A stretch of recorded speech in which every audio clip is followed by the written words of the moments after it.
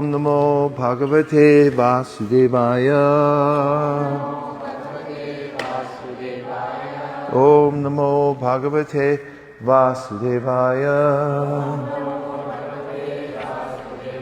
Om Namo Bhagavate Vasudevaya. Narayanam Namaskritya Nanam Chaiva Narottamam Devim Saraswatim Vyasam Tato Jayam Udiraye.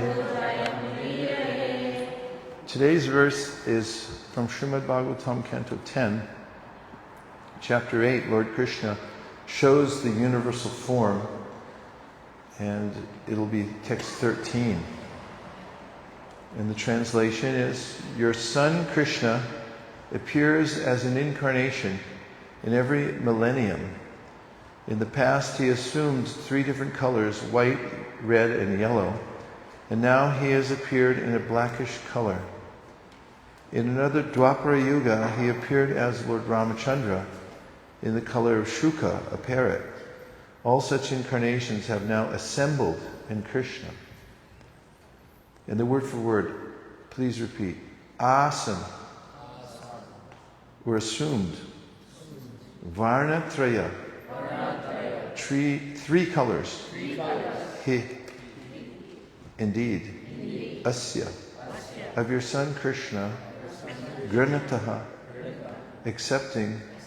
Anuyugam tanu, transcendental bodies according to the different yugas. Shukla, sometimes white. Rakta, sometimes red. Tata, as well as. Pita, sometimes yellow. Idanim, Krishnatam gata.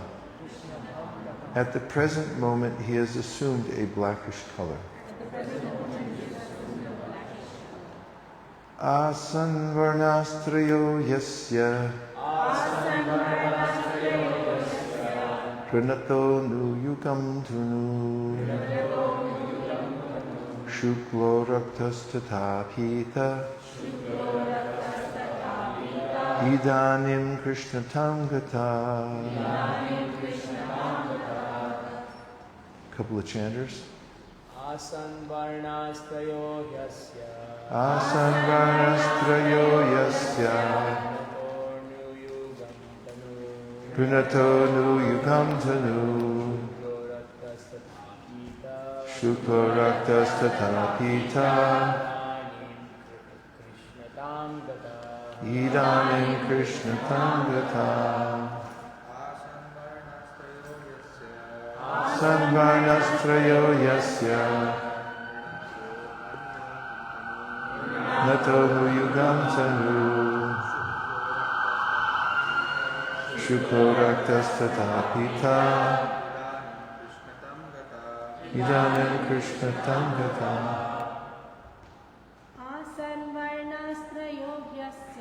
Asan varnastrayo yasya Pranato nuyugam tanu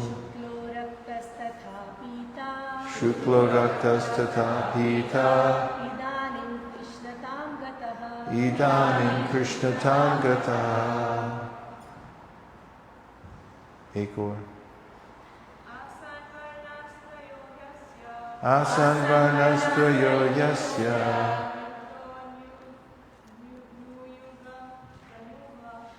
Pranato nuyugam tanu Shukla raktas tata pita Idanim Krishna kam. Purport, partially explaining the position of Lord Krishna and partially covering the facts. Gargamuni indicated, your son is a great personality, and he can change the color of his body in different ages. The word Granata indicates that Krishna is free to make his choice. In other words, he is the Supreme Personality of Godhead and may therefore do whatever he desires. In Vedic literature, the different colors assumed by the Personality of Godhead in different millenniums are stated. And therefore, when Gargamuni said, "Your son has assumed these colors," he indirectly said, "He is the Supreme Personality of Godhead." Because of Kamsa's atrocities, Gargamuni tried to avoid disclosing this fact, but he indirectly informs Nanda Maharaj that Krishna, his son, was the Supreme Personality of Godhead. It may be noted that Srila Jiva Goswami, in his book Krama Sandarbha, has enunciated the purport of this verse. In every millennium, Krishna appears in a different form, either as white, red, or yellow. But this time he personally appeared in his original blackish form and, as predicted by Gargamuni, exhibited the power of Narayan. Because in this form the Supreme Personality of Godhead exhibits himself fully, his name is Sri Krishna, the all-attractive. Factually, Krishna is the source of all avatars, and therefore all the different features of the different avatars present. Factually, Krishna is the source of all avatars, and therefore all the different features of the different avatars are present in Krishna. When Krishna incarnates, all the features of other incarnations are already present within him. Other incarnations are partial representations of Krishna, who is the full-fledged incarnation of the Supreme Being. It is to be understood that the Supreme Being, whether appearing as Shukla, Rakta, or Pita, white, red, or yellow, is the same person. When he appears in different incarnations, he appears in different colors, just like sunshine, which contains 7 colors. Sometimes the colors of sunshine are represented separately, otherwise the sunshine is observed mainly as bright light. The different avatars, such as the Manvantara avatars, Leela avatars, and Dash avatars, are all included in the Krishna avatar. When Krishna appears, all the avatars appear with him. As described in Srimad Bhagavatam 1.3.26, Avatara yasankyeya hare sattva nidher dvija yata viddashina kulya sarasasyu sahasrashaha. The avatars incessantly appear like incessantly flowing water. No one can count how many waves there are in flowing water, and therefore there is no limitation of the avatars. And Krishna is the full representation of the avatars because he is the source of all avatars. Krishna is Amshi, whereas others are Amsha, part of Krishna. All living entities, including us, are Amshas. Maimai Vamsho Jiva Loke Jiva Bhuta Sanatana. These Amshas are of different magnitude. Human beings who are minute Amshas, and the demigods, Vishnu Tattva, and all other living beings are all part of the Supreme. Nityo Nityanam Chaitanas Chaitananam. Kata Upanishad 2.2.13. Krishna, the full representation of all living entities. Krishna is the full representation of all living entities. And when Krishna is present, all avatars are included in him. The 11th canto of Srimad Bhagavatam describes the incarnations for each yuga in chronological order. The Bhagavatam says, Krite Shuklas Chatur Bahu Tritayam Raktavarno Syal Dvapare Bhagavan Shama and Krishna Varnam Tusha Krishnam. We actually see that in Kali Yuga, Bhagavan has appeared in Pita Varna, or yellow color, as Gaurasundar, although the Bhagavatam speaks of Krishna Varnam. To adjust all these statements, one should understand that although in some yugas, some of the colors are prominent, in every yuga, whenever Krishna appears, all the colors are present. Krishna Varnam Tusha Krishnam, although Lord Chaitanya Mahaprabhu appears without Krishna, or blackish color, he is understood to be Krishna himself. Idanim Krishnatam Gata. The same original Krishna who appears in different varnas has now appeared. The word asan indicates that he is always present. Whenever the Supreme Personality of Godhead appears in his full feature, he is understood to be Krishna Varnam, although he appears in different colors. Prahlad Maharaj states that Chaitanya Mahaprabhu is Channa. That is, although he is Krishna, he is covered by a yellow color. Thus, the Gaudiya Vaishnavas accept the conclusion that although Lord Chaitanya Mahaprabhu appeared in Pita color, he is Krishna. Krishna Varnam Tvasha Krishnam Sangopangashtra Parshadam Yagnai Saṅkīrtana Prayar Yajantihi Sumedasaha. I first offer my respectful obeisances unto His Divine Grace, A.C. Bhaktivedanta Swami Prabhupada, to all the previous acharyas, and to all the assembled devotees. Vancha kalpatarubhascha kripa sindhabeva patitanam pavanibhyo vaishnavebhyo namo namaha. In the context, we have danger in Vrindavan, in that Kamsa is on his campaign to kill Krishna. And this name-giving ceremony takes place in a cowshed.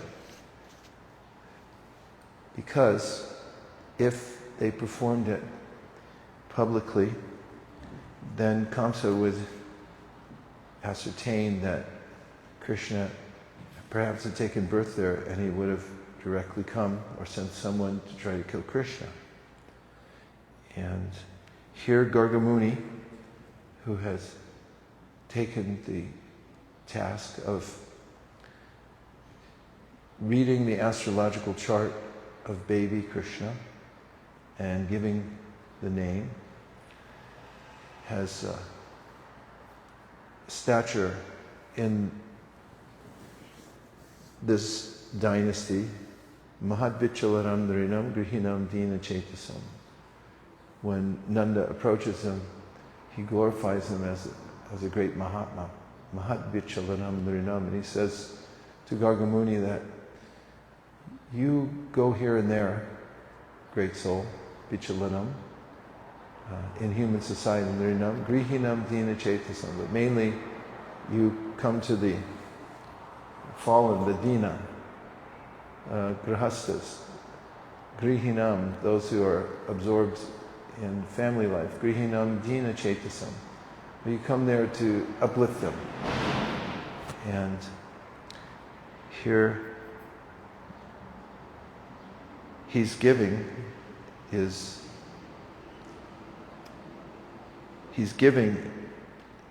explanation of who Krishna is. Gargamuni tells how Krishna's appearance, he comes in every millennium, and he has different colors. And all of those are subsumed within Krishna, because Krishna is the original. He's the Supreme Personality of Godhead. Just as when Krishna takes birth in Mathura, Vasudeva takes him to Vrindavan, but Vishwanath Chakravarti explains how that Krishna, Vasudeva Krishna, merges into the body of Krishna, the Supreme Personality of Godhead, who took birth literally from the womb of Yashoda. And there are stories in Vrindavan, especially just near the Nrsimha Mandir. If you get to the very tail of Govardhan Hill, there's a Nrsimha temple at the top, well, up some stairs, but it's right at the tail of Govardhan Hill. It's like a peacock. And then at the very end of the tail is the end of Govardhan Hill. And then there's the Nrsimha temple. When you come down from the Nrsimha temple and just walk around the very tip of Govardhan Hill, there are two kunds there next to one another. And in one of those kunds, there's a story that the locals tell, and it's in all the books that talk about Govardhan Hill, that Krishna used to play there with his friends, and they would swim. And while swimming, Krishna would sometimes show his different avatars to amuse the cowherd boys, who would clap and laugh and ask to see various avatars, like the turtle and the fish and so forth. And they get great amusement from that. Indicating how Krishna has all the incarnations within him. And Krishnastu Bhagavan Swayam. He's the original Supreme Personality of Godhead, but he expands himself in various ways. Parasha Shaktir Vivadaiva Shriyate Swabhavika Jnana Bala Kriyacha. The Shastra explains how God has unlimited potencies. And we are one of those potencies, as is mentioned in the purport.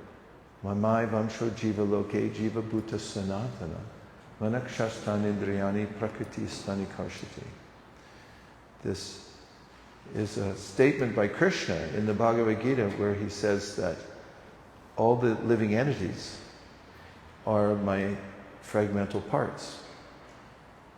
Presently, he says they're struggling very hard with 6 senses, which include the mind, captured by the material nature. And the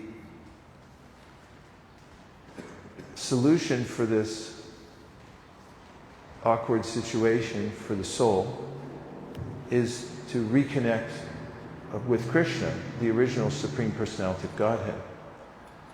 This is mentioned by Kavi Yogendra when he says, Bhayam dvitiya avinibeshatasya ishad apetasya viparyayosmiti tanmaya to buddha abhajetan bhakyaikayesham gurudevata. That somehow we've gotten into an adverse relationship with Krishna. Viparyaya means that although we're eternal servants of Krishna, and happily so, somehow or other our relationship has been viparyaya, or reversed. And our mentality, viparyaya smriti, is opposite what it should be. And that's why we're struggling. And from that adversity that we have, we feel fear. And the word dvitiya is used, and that is that we see something separate, or we have a separate interest from Krishna. And he goes on, does Havi Yogendra, to say that the material nature has the potency of illusion, so that the soul becomes captured. Tanmayaya. But Buddha abhajatam, a person who becomes intelligent, who is intelligent, bhakyaika yesham gurudeva tatma, can reverse that situation or come back into his natural condition, which is to be a servant of Krishna, and happily so.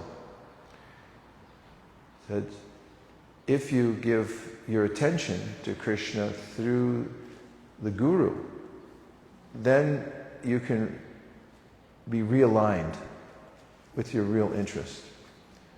So Krishna is interesting. We crave a variety. As Prabhupada noted, if you sit in an airplane for long enough, you'll become bored.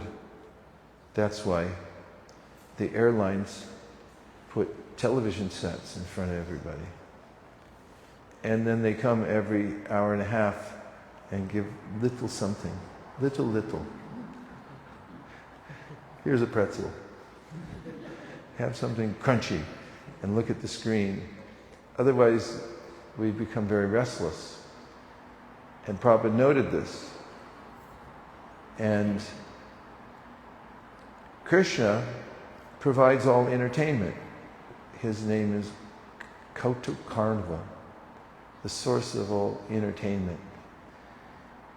So, what could be more interesting than someone who changes colors in different millenniums? You mean there's different colors to choose from? As we may shop for some outfit and see that it comes in various colors, and we may think, oh, I'll come today in red and tomorrow, same outfit, but I'll come in blue. And that keeps us hopefully interesting, but at least it amuses us because we have some variety in our life. So Krishna has multifarious forms that are for his own pleasure. And some of those forms include pastime forms, the ones who come to spread the message, and they appear in interesting ways. For instance, Varahadev appeared when Brahma, who has heavy responsibility to help oversee the universe, of course he creates it, and then there's some concern about how it will hold together. And when he finds that his creation is out of balance and he's wondering how to save the earth, he, in a state of anxiety, meditates, and Lord Boar appears from Lord Brahma's nostril and begins flying around, at which time the sages already populating the universe recognize the Lord and begin offering prayers. When Lord Boar shakes his transcendental body, the water that comes off his back purifies all places, and any of the hairs from his transcendental body create kusha grass. For that matter, in the beginning of the creation, there are some demigods who understand that the purpose of life is to perform sacrifice, and therefore they offer a prayer called the Purusha Sukta.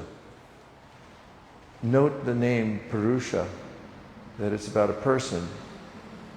And they don't have any ingredients for sacrifice on hand because there was no Indian stores at that time. Therefore, in their prayers, they begin noting, first of all, the universal form of the Lord, that the universe has a shape, and it's imagined by them to be the Supreme Personality of Godhead. Sahasra Shirsha Purushaha Sahasraksha Sahasrapa Sabhuming Vishwato Vrikva Atitishtat Shangulam. They describe how the universal form has a multitude of heads, hands, arms and legs and so forth.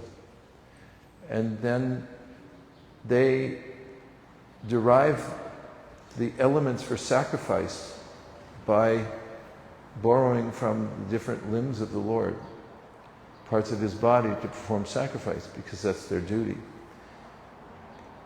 And this is interesting, that the universe is actually the form of the Lord. We read in the Srimad Bhagavatam, Shukadeva Goswami, interesting, the reader in the topic of the Purusha, for most people have an impersonal conception of God, or they're atheistic.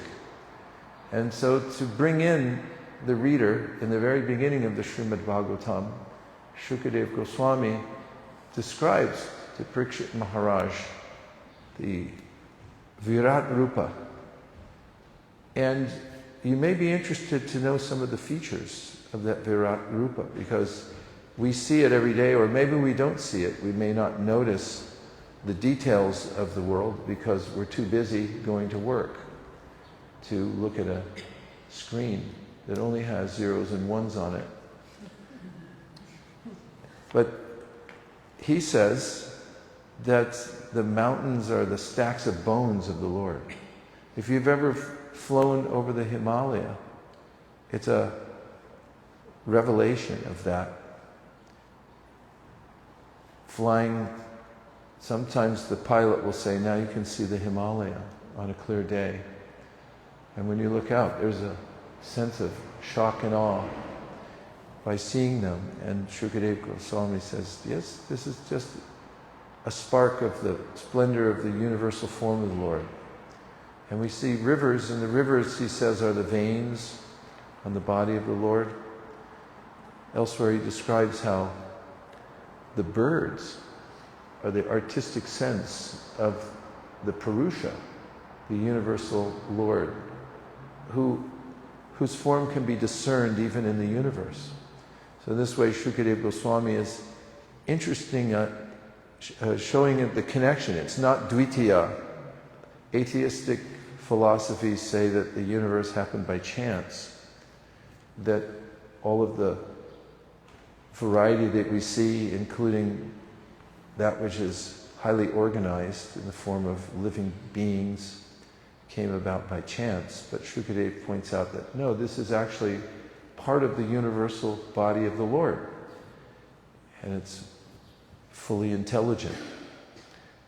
And then he points out that the yogis can meditate on the personal form of the Lord within their heart. No need to dwell on something impersonal, which Krishna says in the Bhagavad Gita is very difficult to do. Klesho dikartarastesham avyakta sakta chetasam avyakta hi gatir dukham dehavadvir avapyate. Those who try to meditate on something impersonal are vexed by that, because our nature is to want to see something with variety and form. And therefore Krishna says in the Bhagavad Gita, when Arjuna directly asked him, which is better, to have some variety and a personal conception, or whether to think of the impersonal? And Krishna says definitively, it's much better.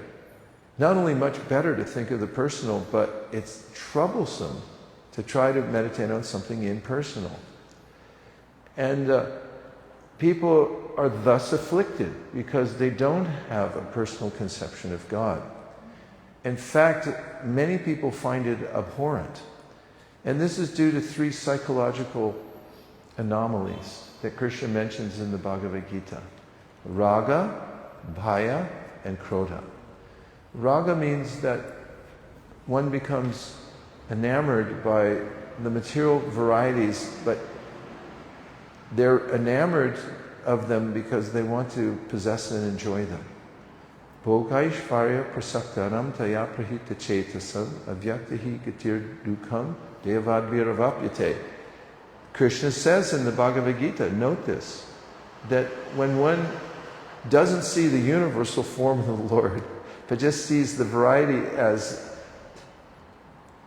objects to possess and enjoy, bhoga aishvarya, and wants to collect these things and wear them on their bodies and try to eat them or ingest them or look at them, taking them in as much as possible through the senses, bhoga and aishvarya, and then take the stuff and say it belongs to me, which is like getting into an Airbnb and then saying this is my house, or an Uber and say this is my new car.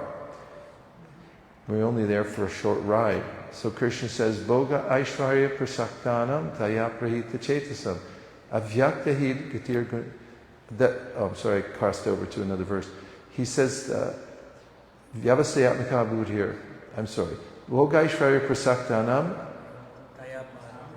Taya Prahita Chetasam Vyavasayatmaka Buddhir Samadau Navadiyate. Navadiyate means because of this anomaly of wanting to enjoy the variety for oneself, then you can't have this proper meditation that Krishna is mentioning. He mentions it earlier. He says, Vyavasayatmika buddhir eke hakunanandana. This is the solution to all your problems, is to just meditate on the Purusha, on the personality of God. But you can't do that if you're too attached to the variety of the material world and want to enjoy it, bhoga. Okay, so therefore, Shukadeva starts by saying, no, don't look at the world as a place for enjoyment. Look at it as the body of the Supreme Personality of Godhead. And appreciate that all of that comes from the Lord. Then he talks about the supersoul within the heart and how he's a person. He has 4 arms, 2 legs, and he's adorned with various ornaments. And the yogis are to meditate on that form within their heart and dwell on the various features of the Lord, features. As mentioned in the Srimad Bhagavatam, on the bottom of the Lord's lotus feet, there are markings. These are evident in Vrindavan because Krishna walks barefoot most of the time. And there in Vrindavan, everyone can see Krishna's footprints. For instance, Akrura, when he came to Vrindavan to pick up Krishna, take him back to Mathura, then he saw Krishna's footprints on the ground of Vrindavan. And he dove off his chariot and rolled in the dust of those footprints, which is something that the residents of Vrindavan don't do. When Krishna, to excite everybody in Vrindavan and bring out their emotion for him, dove into the Kaliya lake. It was poisoned at that time. It was much bigger than it is now. You can still see the lake off of the Jamuna, but back then it was many miles wide. And Kaliya, who was a serpent, took up residence there, but he was contaminated, and he was contaminating the whole lake, so much so that the fumes from the lake were poisonous all around Vrindavan. So Krishna dove into the water, and he began slapping his hands on the surface of the water, making musical sounds. And when Kaliya heard this, he became angry, and he attacked Krishna, and Krishna allowed himself to be held in the coils of Kaliya for some hours just to create drama in Vrindavan. This is leading back to the footprints. Well, meanwhile, back home with Nanda and Yashoda, they had stayed back to celebrate Balaram's Titi, his birthday Titi. So Balaram wasn't there that day. That's why Krishna got away with it, because Balaram usually would preempt such things, and Krishna don't do that. In fact, at that time, everyone in Vrindavan saw bad omens, and they thought something must be wrong. So they hurried down to where they knew Krishna was playing with his friends. And on the way there, says Vishwanath Chakravarti Thakur, they were able to trace Krishna's path because his footprints were apparent. So Vishwanath Chakravarti Thakur says, how would they be visible? Because so many tens of thousands of cows walk on the same pathways, and so do the people. So how would you see clear imprints of Krishna's lotus feet? He says, because everyone in Vrindavan, including the cows, are wary never to step on Krishna's footprints. And therefore they're always preserved wherever they go. So those footprints are distinguished because Krishna has markings, and you can look and you see on the imprint that they have various symbols, like a barley corn. Now that's interesting. Who would think of having a barley corn? And then there's a thunderbolt also on Krishna's foot. And leading back to the yogis, how Shukadeva had recommended, no, don't think of something impersonal. It's not vipassana, just think of your breath and think of nothing. It's no, look inside and find the form of the Lord. And then he says, on the Lord's lotus feet, there are markings. One of them is a thunderbolt. Now, what might happen if you meditated on the thunderbolt that's on the lotus feet of the Lord? Well, Shukadeva explains. He says, by meditating on that thunderbolt that's on the lotus foot of Krishna, then mountains of sin that one has accumulated in the world by trying to possess and enjoy it and accumulating a huge mountain of debt called karma, that's smashed by the thunderbolt on Krishna's foot. And how do you access it? By meditating upon it. This indicates the efficacy of thinking of the personal form of the Lord. And beyond the supersoul, we then have Krishna's personal appearance in the world. He comes in various colors. Asan, he assumes, varnas, trayoyasya. He assumes different colors in different yugas. Asan varnas trayoyasya. Grinato means nu yugam tunum. In different yugas, he comes with different colors. That's interesting. He'll come in a white incarnation. He'll come in a red incarnation. In one of the translations of this verse says, he also, it says here, just mentions parenthetically, he also comes with a greenish hue. Who's that? Ramachandra. Green like a parrot. That's interesting, how he comes in these different colors. And then Krishna has all the colors. Within the blackish form of Krishna, all the colors are present. What's more, all the avatars are there within Krishna. Everything is there. Therefore, when we meditate on Krishna, we avail ourselves to everything. And as parts and parcels of Krishna, that meditation on Krishna is not only fascinating, but is also completely satisfying. So those who are overly attached to the material varieties for their own enjoyment can't do that. Rāga. And then Bhaya means people become discouraged because of their experience in the material world. They've been let down one too many times in their relationships. Therefore, they have fear of personal relationships. It's a psychological anomaly. And thirdly, people become angry. I met such an angry person when did we go on saṅkīrtan? 2 days ago? That was Saturday? There were two young men standing near where we were distributing books. I was searching the area for somebody to talk to, and two young men were there, and one of them was decidedly angry. Krodha, that's the third anomaly, become angry. And when I showed him the book, actually he was a bystander, and I was showing it to his friend, but the bystander had a scowl on his face. And when I asked about karma, you believe in karma? He said he didn't believe in it, and he said because it judges people, and it's other people, it's this book telling what's good and bad and what's morality.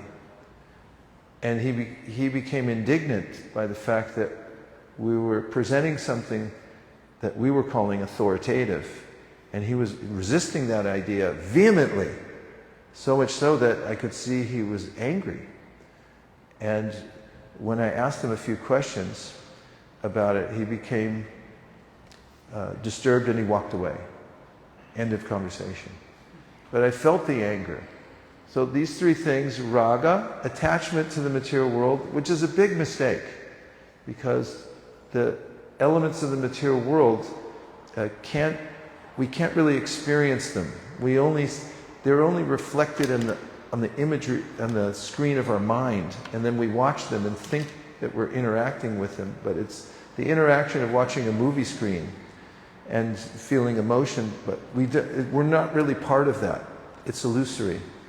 And then the fear that we experience because of disappointment with personal relationships over many, many lifetimes. That's also not necessary. And then Krodha comes from overthinking.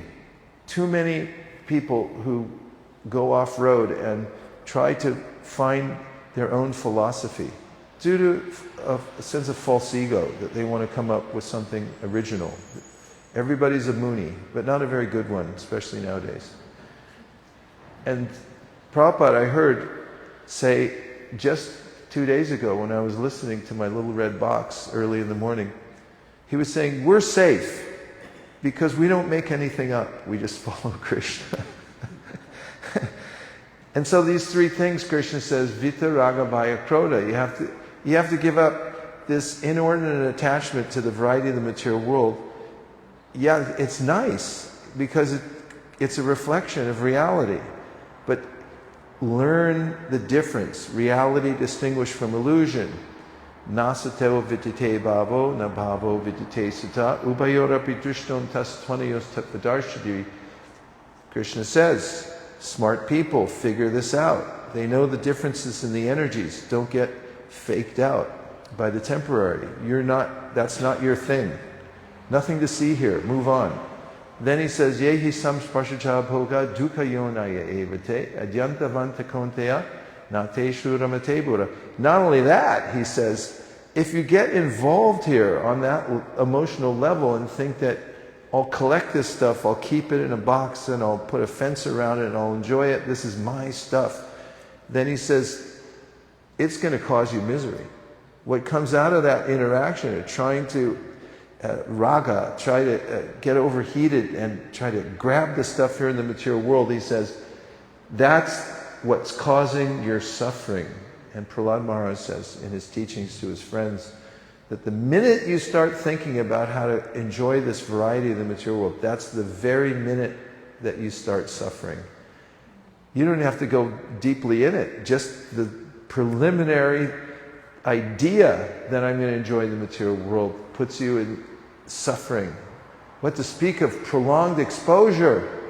What happens? You become encrusted with this residue of your inordinate attachment to the material world. So, this is a problem for the soul, but Krishna gives good news in the Bhagavad Gita. He says, you have to give these up. Vita, Rāga, Bhaya, Krodha. Vita means given. You have to give these up in order to make advancement. Vita, Rāga, Bhaya, Krodha. Manmaya mamupashrita bahavo jnanatapasa putamad bhavamagita.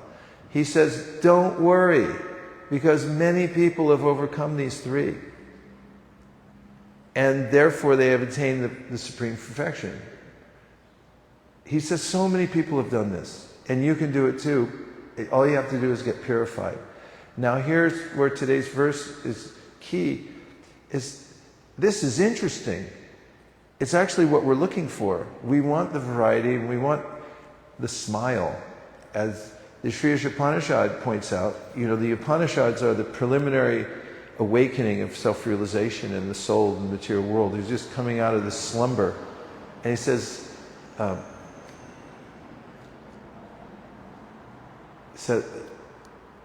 Mukham. What is that verse?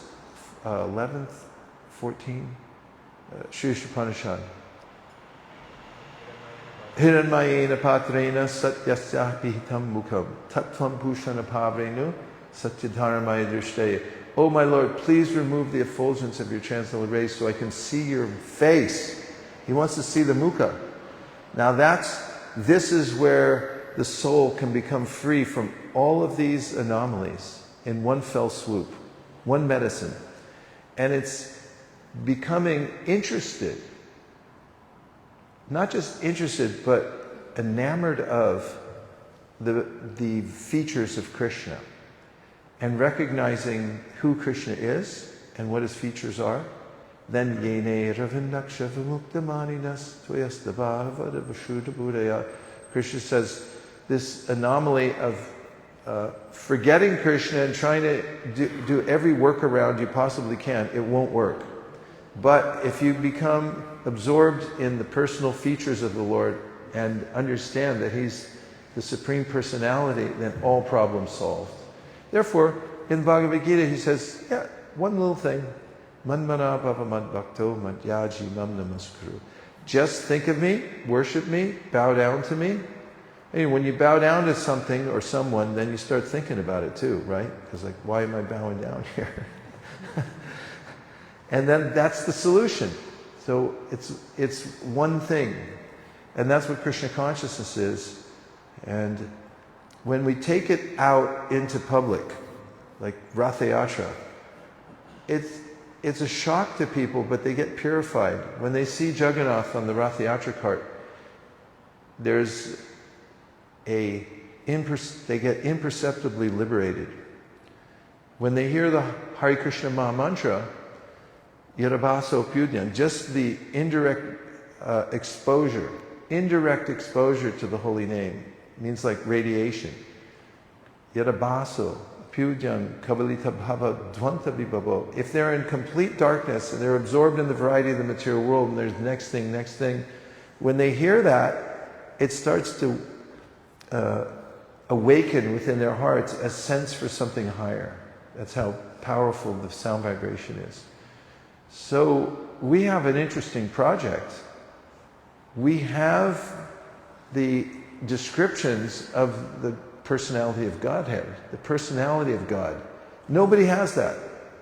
Go to any museum in Toronto. I mean, don't really, but if you went to every museum in Toronto and looked around, you're not going to find, here's the Supreme Personality of Godhead, origin of everything, here's His features, here's what His lotus feet look like. But we have it. You look at we've got everything, it's a museum. And they don't have the sound vibration. The vibration's wrong. The soundtrack is off. It's sirens, and then the cacophony, when we were at that last venue down by the City Hall, that was awful, I gotta say.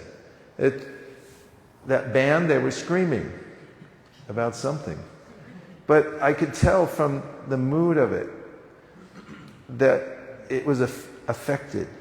You know, they weren't that good. I'm sorry, but they weren't. And the way they were singing and the way they were expressing their mood, it sounded as if they were imitating somebody else. And what's more, it was incoherent and not very pleasing. It was abrasive. So it's contaminated by the modes of material nature. So we have a solution to all this. Sattvam rajas tamayiti prakritir gunastar yukta para purusha eka ihasidate stityade hari varinchi hareti samja shreyamsi tattva kalu sattva tanor nirnam suhu. The Bhagavat says, Sudha Goswami says, here's your problem. You're looking at the wrong people. Don't worry about Brahma. Don't worry about Shiva. Yes, they're exalted personalities. But what you want is the person who's beyond the modes of material nature. You don't want anything to do with the modes of material nature, little jiva. It's not for you. What you want is the transcendent person beyond it, who's the source of everything, even the modes of material nature. And if you put your focus there, then you get the ultimate benefit of life. That's Krishna consciousness. Panacea. So this verse is iconic because here it is, Krishna himself taking birth in a little village, and then he has his name-giving ceremony. You get this great sage who knows what he's talking about. And he's saying, yeah, he's like this. He's got these colors and everything. And he's holding back. He's not, but the rest of Bhagavatam doesn't hold back. It gives everything, all the details. And that's something one can dive into. And if you get your mind into that, at first it's abhorrent. People can't understand the Bhagavatam. When I first came to the Krishna conscious movement, I moved in the temple, I shaved my head, and I looked at the Bhagavatam and said, what are these stories and these people and pictures?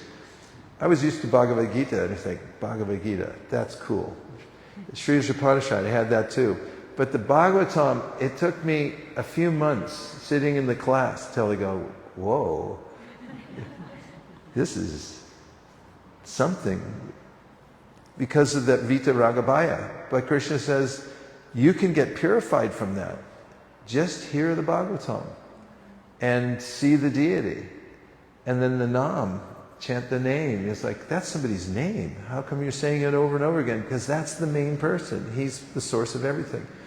So this makes sense. And it can be spread. That's the other exciting part about it. And that's what we do here. We specialize in it ourselves. We experience it for ourselves. And then we go out and show people, like, here, you want to see God? And Prabhupada said, anybody can do it. I maybe mentioned this the other day, but as an experiment, as I like to experiment, we took out 5-year-olds on book distribution. This may be around 2009. And some parents loaned me their kids for a few hours. I took 5 of them out. I had chaperones too. But there's one lady, we went to her house and she was standing on the porch. She saw me in a dhoti and all the kids running around, a few of the parents there. She could tell something was up. And she said from her porch, she said, oh no. And the kids had no idea what that meant, so they flung open the gate, ran to her, and they surrounded her. And they were showing her pictures. They were flipping through the books. So I could hear one of them say, see, this is a cow. And this is Krishna. And the lady looked at me and she goes, all right, how much is it? But what struck me was they could point to God. They could say, here's Krishna, here's a cow. And most books don't have that. They have misconceptions or no conceptions. And that doesn't sit well with the soul. You need the variety and you need the specificity. We want specificity. So this is it. This Bhagavad, it has all of that, and this is where the Paramahamsas live. They just dive into this, and they stay absorbed, and they swim here, and that's where they live eternally. They're in this realm by sound in the Bhagavatam, and then their relationship with Krishna awakens automatically by hearing about the other relationships, and it becomes their reality, and it is reality. So this is a very important, iconic verse, and it's so sweet because it's in a cowshed. Anyway, there's more to say, but let's see if we have a few minutes for reflections or questions. Or yes? I get a free bottle of water every time I give class. I keep these. No, I'm good. I don't need a cup. Thank you very much for this nice class. He said, thanks for the nice class. You were mentioning in a class previously that Lord Krishna incarnates. Lord Krishna incarnates. Just for giving us something interesting to talk about. Just for giving us something interesting to talk about. So. Yashrutva paro bhavet. Yeah, Yashrutva paro bhavet. I was wondering what your opinions on. Now we live in a culture of overstimulation. Like we have reels, we have loud music, we have things that we're already accustomed to that is very overstimulating. And so for somebody to dive into the Bhagavatam and be stimulated by that, you kind of have to be on a pretty high level of Krishna consciousness. So I was wondering how to, for someone who's a reforming, like overstimulated person, how do you kind of make that switch? Prasada is one thing. It's really important for people to get prasada. It has a systemic effect on our consciousness. Prasadi sarva dukhanam anirasa prajayate vasana chetaso yashu buddhi parya pratishte. Krishna says in the Bhagavad Gita, chapter 2, when you get prasada, prasadi sarva dukhanam hanir means that your misery starts to abate. Prasadi sarva dukhanam hanir asyo prajayate prasana. The mind becomes peaceful. Prasana chetaso. Prasana chetaso yashu buddhi paryavatishite. Then the buddhi, the intelligence, becomes refined. You get vivek. So you have to take prasada. So it's a really good idea for people who are overstimulated in the material world to get nice prasada. If you have a little tamarind rice with peanuts offered to the Lord, that could do it. Or a little kitri with some mango pickle, a little lime, that could do it too. It could knock you off that overstimulated state in a little kitri. You know, who would imagine if you just have a little kitri? You know, you just feel, I'm okay now. And I don't need anything else. I just want kitri. And then, so people, they're getting all kinds of stuff and it just agitates them more. So they need something simple. Food. So that's a good idea. Give them prasada. And take little something. Little. Anything else? Yes. Well, I have a question also, and a couple of questions. What you said about the little children pointing to Krishna and the cows. Yeah? I was at the book table here yesterday. There were two little sisters, and the older sister opened up the Krishna book, and she was pointing to her little sister. This is Krishna, this is so that was just natural. But I also have a question, which is that Srila Prabhupada, I noticed, also has purports inside his translations. And in this particular one, I wonder why there's no mention of the green color of the parrot itself, or Lord Ramachandra, or the fact that it was in another Dwapar Yuga specifically. Srila Prabhupada puts that in the brackets in the translation and not in the purport.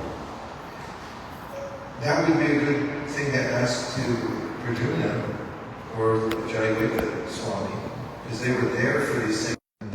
You can trace back the history to many of the things that happened. I've heard it from both of them, not about this, but by other things that go, oh yeah, Prabhupada said this about that, and he added it. So it's a good research project. You should maybe write to Paul Sherbeau and find out if he knows something about that, because he likely worked on the translation. Thank you very much. Let's have a couple more. You have to ask questions, otherwise I'll go away unsatisfied.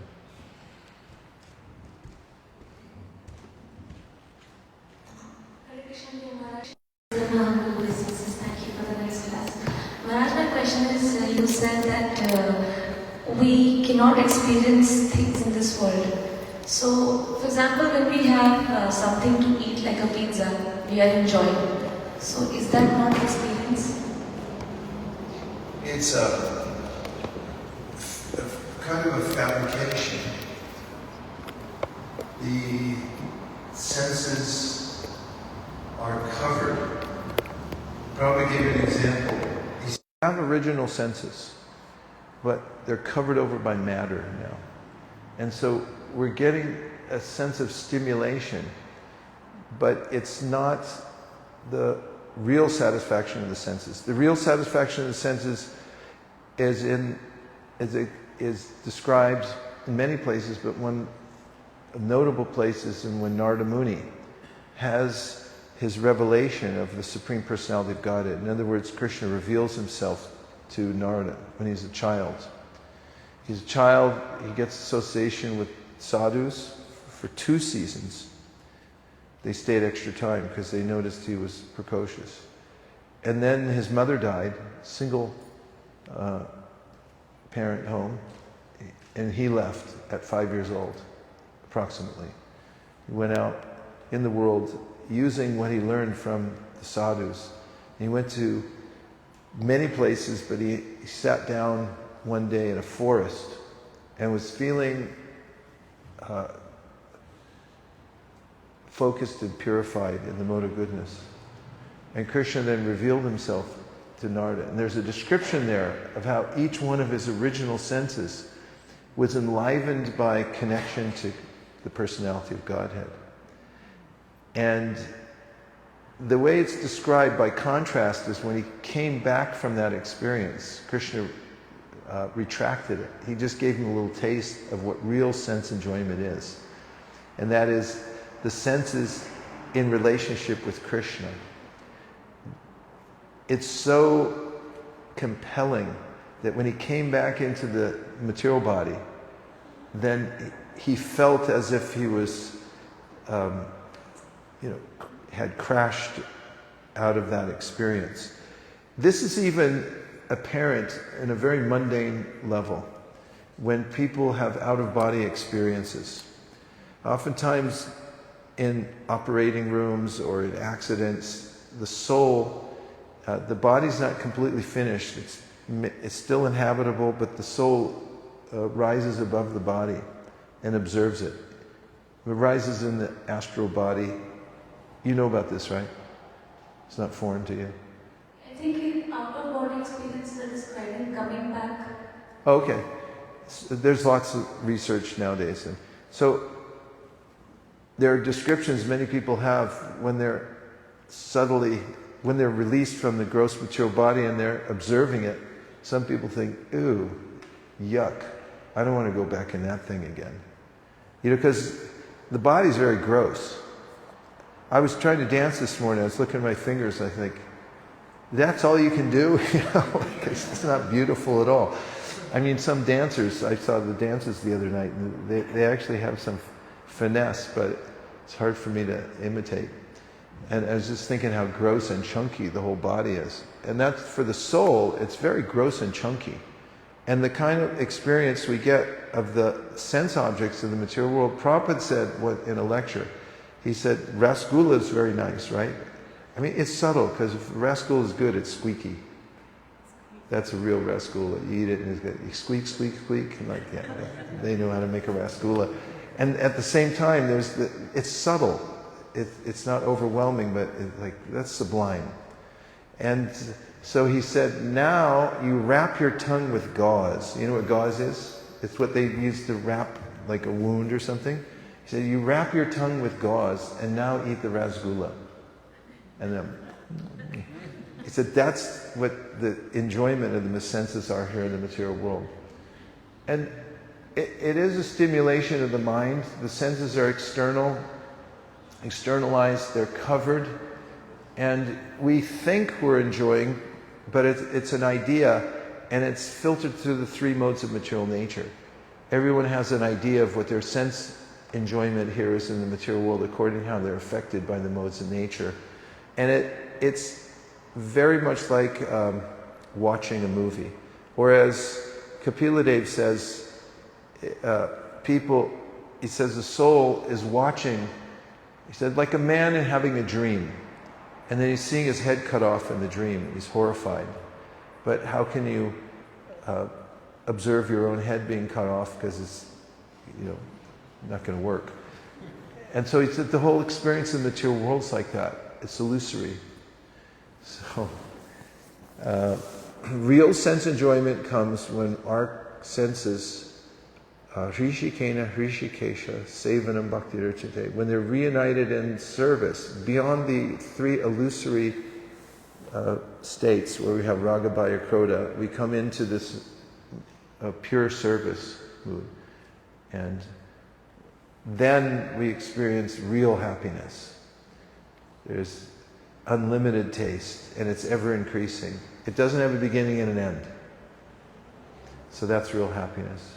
And now we have to stop because I'm starving.